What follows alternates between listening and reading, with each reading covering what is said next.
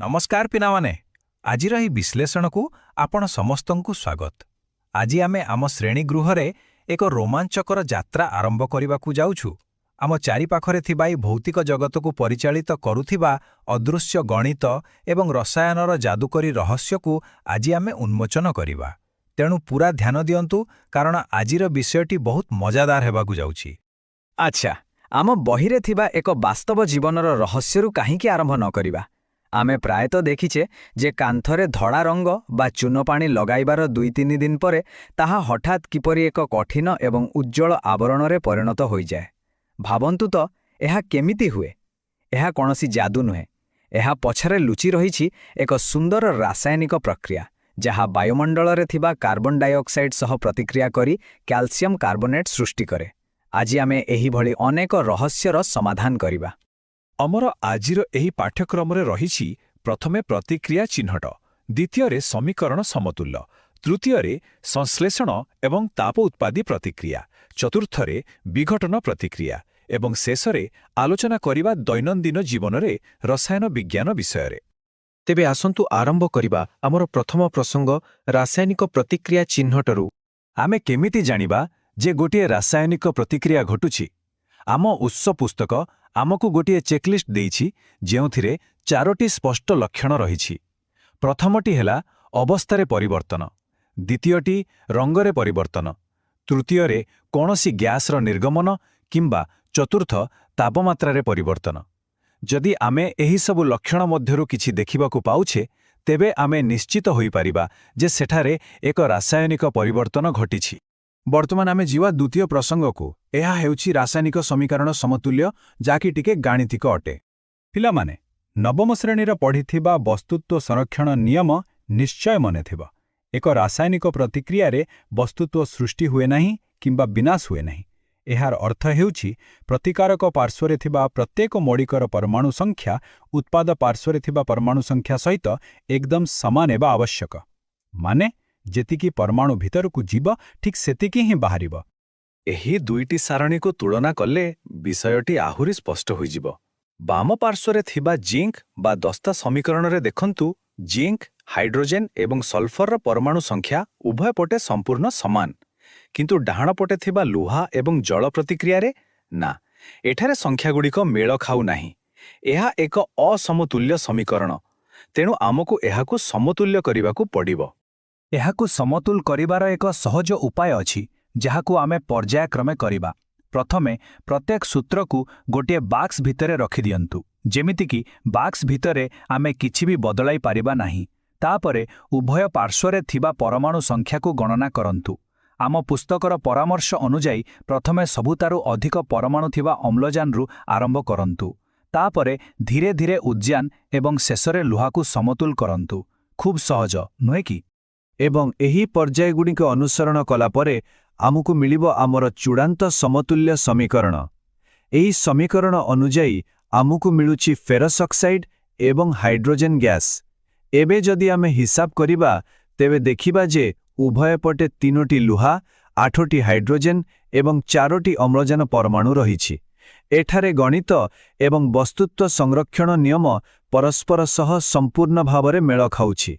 आसंतु आमर तृतीय विषय उपरे आलोचना करिबा। एहा हेउछि संश्लेषण एवं ताप उत्पादी प्रतिक्रिया। एही सरल सारणीटी को ध्यानर सह देखंतु। आम पुस्तकरे थिबा शब्दावली व्यवहार करी एहा प्रतिक्रिया गुड़िकु चमत्कार भावरे बुझाउछि। संश्लेषण प्रतिक्रिया रे दुईटी प्रतिकारक मिसी गोटे नुआ उत्पाद सृष्टि करंती एवं एथिरे प्रायतः ताप निर्गत होई थाए। ठीक एहार विपरीत हेउछि विघटन प्रतिक्रिया। एठारे गोटिए पदार्थ भांगी एकाधिक सरल पदार्थरे परिणत हुए, आउ एथिपाई बाहरु शक्ति शोषण करिबाकु पड़िथाए। केते सुंदर समन्वय, ठीक ना? संश्लेषण प्रतिक्रियार गोटिए ज्वलंत उदाहरण नेबा। गोटिए बिकरे थिबा क्विक लाइम बा अणसमित चून सहित जलर जेतेबेले तीव्र प्रतिक्रिया हुए सेथुरु गोटिए मात्र नुआ उत्पाद बाहरे। सेठी हेउछि स्लेग्ड लाइम बा शमित चून। अरे एहा तो सही समान प्रक्रिया जहा आमे आरंभरु धड़ा रंग दिया जाइथिबा कांथर उदाहरण आलोचना करुथुलु। वर्तमान शक्ति विषय टिके चिंता करंतु। ଯେତେବେଳେ ଚୂନ ଏବଂ ପାଣି ମିଶନ୍ତି ସେହି ସମୟରେ ବିକରଟି ବହୁତ ଗରମ ହୋଇଯାଏ ଯେଉଁ ପ୍ରତିକ୍ରିୟାରେ ଉତ୍ପାଦ ସୃଷ୍ଟି ହେବା ସହିତ ଏତେ ପରିମାଣରେ ତାପ ନିର୍ଗତ ହୁଏ ବିଜ୍ଞାନ ଭାଷାରେ ଆମେ ତାହାକୁ ତାପୋତ୍ପାଦୀ ପ୍ରତିକ୍ରିୟା ବୋଲି କହିଥାଉ। ଆମର ଚତୁର୍ଥ ପ୍ରସଙ୍ଗ ହେଉଛି ବିଘଟନ ପ୍ରତିକ୍ରିୟା ଯାହାକି ସଂଶ୍ଳେଷଣର ସମ୍ପୂର୍ଣ୍ଣ ବିପରୀତ ଅଟେ। ଏହି ପରୀକ୍ଷାକୁ ଦେଖନ୍ତୁ।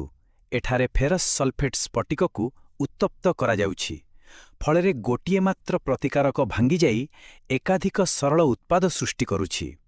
ସେଥିରୁ ଏକ ପ୍ରକାର ଗ୍ୟାସ୍ ମଧ୍ୟ ନିର୍ଗତ ହେଉଛି ଯାହାକୁ ଅତି ସାବଧାନତାର ସହ ଶୁଙ୍ଘିବାକୁ ପଡ଼େ। ଗୋଟିଏ ବଳ ଯୌଗିକ ଭାଙ୍ଗି ସରଳ ଉତ୍ପାଦରେ ପରିଣତ ହେବା ହିଁ ହେଉଛି ବିଘଟନ।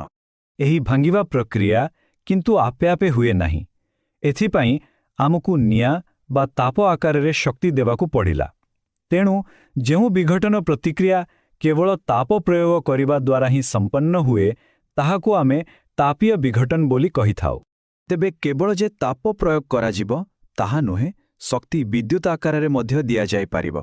ଉଦାହରଣ ସ୍ୱରୂପ ଜଳରେ ବିଦ୍ୟୁତ୍ ସ୍ରୋତ ପ୍ରବାହିତ କଲେ ତାହା ଭାଙ୍ଗିଯାଇ ଅମ୍ଳଜାନ ଏବଂ ଉଦ୍ଜାନ ଗ୍ୟାସ୍ରେ ବିଭକ୍ତ ହୋଇଯାଏ। ଏହି ପ୍ରକ୍ରିୟାକୁ ବିଦ୍ୟୁତ୍ ବିଶ୍ଳେଷଣ କୁହାଯାଏ ଆଉ ଏହା ମଧ୍ୟ ବିଘଟନର ଏକ ଚମତ୍କାର ଉଦାହରଣ। ଏବେ ଆମର ଶେଷ ଏବଂ ସବୁଠାରୁ ଆକର୍ଷଣୀୟ ପ୍ରସଙ୍ଗ ଦୈନନ୍ଦିନ ଜୀବନରେ ରସାୟନ ବିଜ୍ଞାନ। ଆସନ୍ତୁ ଦେଖିବା ବାହାର ଦୁନିଆରେ ଏହା କିପରି କାମ କରୁଛି। ପିଲାମାନେ ଜାଣିଲେ ଆଶ୍ଚର୍ଯ୍ୟ ହେବେ ଯେ ଆମ ଦୈନନ୍ଦିନ ଜୀବନର ଅନେକ ଘଟଣା ଏହି ରାସାୟନିକ ନିୟମ ଦ୍ୱାରା ହିଁ ପରିଚାଳିତ। ଉଦାହରଣ ସ୍ୱରୂପ ଆମେ ଖାଉଥିବା ଖାଦ୍ୟ ଶ୍ୱାସନ ପ୍ରକ୍ରିୟା ମାଧ୍ୟମରେ ଆମ ଶରୀରରେ ଶକ୍ତି ଉତ୍ପନ୍ନ କରେ ଯାହା ଏକ ତାପ ଉତ୍ପାଦୀ ସଂଶ୍ଳେଷଣ ଅଟେ। ସେହିପରି ଗଛର ପତ୍ର ପଚିସଢ଼ି ଖତରେ ପରିଣତ ହେବା ମଧ୍ୟ ଏକ ତାପ ଉତ୍ପାଦୀ ପ୍ରତିକ୍ରିୟା। ଆଉ ପୁରୁଣା ଦିନର ବ୍ଲାକ୍ ଆଣ୍ଡ ହ୍ୱାଇଟ୍ ଫଟୋଗ୍ରାଫି କଥା ଭାବନ୍ତୁ ଯେଉଁଥିରେ ସୂର୍ଯ୍ୟାଲୋକ ପଡ଼ିବା ଦ୍ୱାରା ସିଲଭର କ୍ଲୋରାଇଡ୍ର ବିଘଟନ ଘଟିଥାଏ। ରସାୟନ ବିଜ୍ଞାନ ଆମ ଚାରିପାଖରେ ଘେରି ରହିଛି। ତେବେ ଶେଷରେ ଆପଣମାନଙ୍କ ପାଇଁ ଏକ ଛୋଟିଆ ଚିନ୍ତାଜନକ ପ୍ରଶ୍ନ ଛାଡ଼ିଯାଉଛି।